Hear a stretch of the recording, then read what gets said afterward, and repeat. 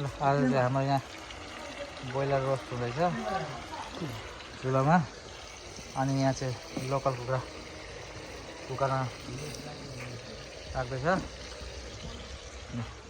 यता बुहारीहरू, यता काकी आखी। काकी के खानु आत्माको? खिर खान आँटेको हो। ल यता बुहारीले पकाएको खिर खाँदै हुन्छ। यता त्यो चाहिँ काकाको घर हो।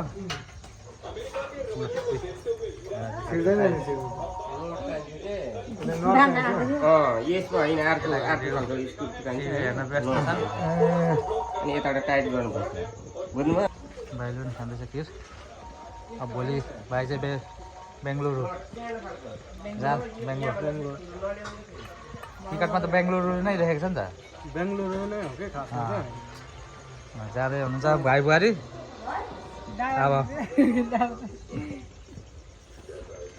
अब आज भाइहरूसँग रमाइलो जमघट भएर यसो खानपिन पारिवारिक जमघट भएर खानपिन अब यसो हुँदैछ।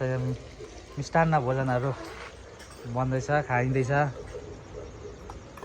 हाम्रो आजको अब काकाको घरमा काकासँगै खाना रेडी भएको छ। दाजुहरू सबै भाइहरू